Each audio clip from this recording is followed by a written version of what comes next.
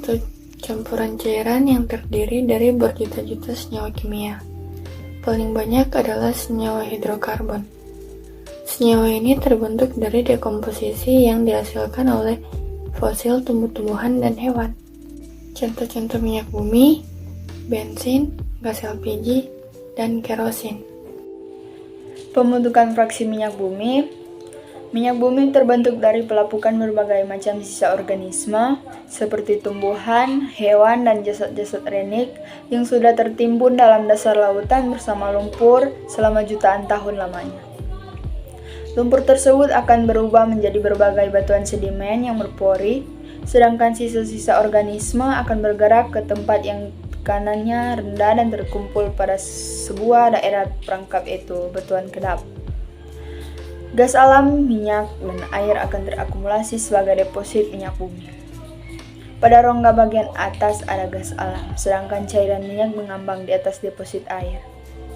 Untuk memperoleh minyak bumi, perlu dilakukan proses pengaboran. Minyak bumi akan ditemukan biasanya akan bercampur dengan gas alam. Minyak bumi yang telah dipisahkan dari gas alam berbentuk cairan hitam kental dan berbau disebut minyak mentah crude oil. Minyak mentah ini masih belum bisa dimanfaatkan secara langsung, oleh karena itu perlu dilakukan pemurnian atau refining dengan distilasi bertingkat. Prinsip distilasi ini adalah pemisahan komponen-komponen campuran berdasarkan perbedaan titik didih, sehingga diperoleh kelompok-kelompok komponen dalam rentang titik didih tertentu yang disebut fraksi-fraksi. Teknik pemisahan minyak bumi, yang pertama ada penghilangan garam, dilakukan untuk menghindari korosi pada peralatan pengolahan minyak bumi, menggunakan metode bejana mengendap.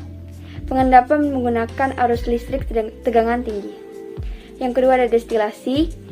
Destilasi merupakan proses pendidihan cairan, pengembunan, dan pemisahan uapnya berdasarkan perbedaan titik didihnya.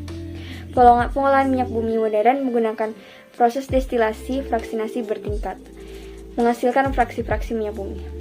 Berikut ini merupakan bagan destilasi fraksinasi. Yang ketiga ada cracking atau perangkahan. Proses ini berfungsi untuk memecah molekul hidrokarbon besar menjadi kecil. Proses ini dilakukan dengan pemanasan. Proses ini untuk meningkatkan kualitas hasil fraksinasi minyak bumi. Katalis yang sering digunakan adalah zeolit. Yang keempat ada reforming, merupakan perubahan bentuk molekul produk minyak bumi bermutu kurang baik menjadi lebih baik kualitasnya.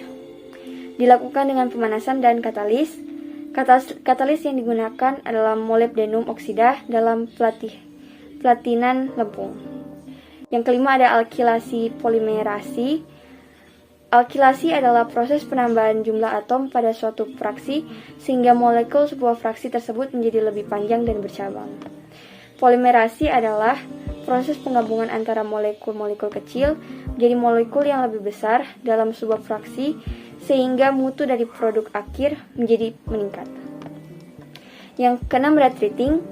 Treating merupakan proses pemurnian fraksi minyak bumi melalui tahap eliminasi bahan-bahan pengator yang terlibat dalam proses pengolahan sehingga hasil akhirnya nanti mutunya akan bertambah.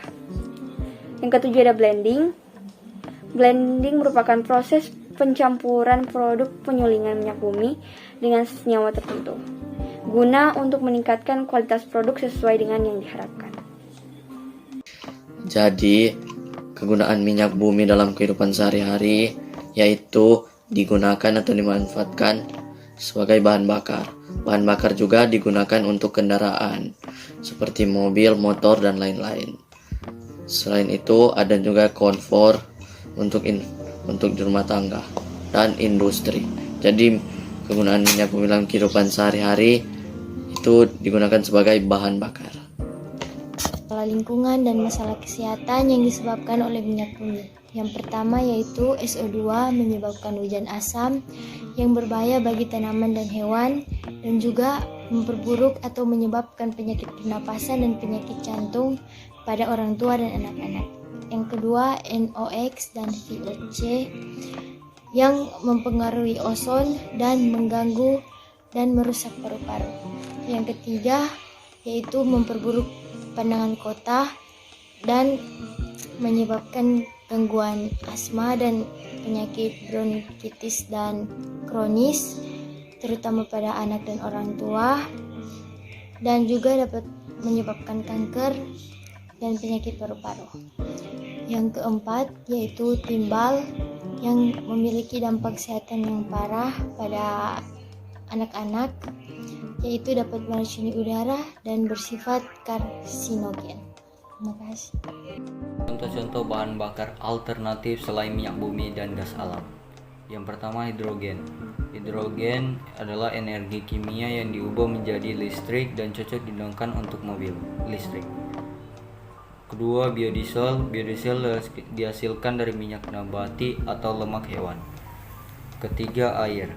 Air merupakan oksidasi dari hidrogen, untuk itu harus dikembangkan teknologi untuk memecah molekul air menjadi hidrogen. Keempat, urin. Di dalam molekul urin terdapat 4 atom hidrogen.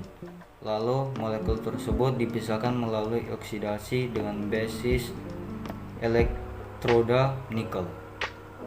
Kelima, etanol. Etanol disebut juga alkohol, merupakan cairan yang mudah menguap dan mudah terbakar. Keenam, nitrogen cair. Nitrogen cair adalah salah satu yang disiapkan untuk kendaraan masa depan. Ketujuh, tekanan udara. Selain tekanan udara yang dihasilkan oleh nitrogen cair, secara sederhana kompresi udara yang digunakan sebagai sumber daya mobil. Baru ke-8, LPG. Terdiri dari campuran hidrokarbon yang mudah terbakar. Penggunaannya transportasi umum sudah banyak. Ke-9, sampah organis. Sampah organis diproses menjadi bahan bakar cair yang disebut dengan gasifikasi dan disebut juga gas sintesis.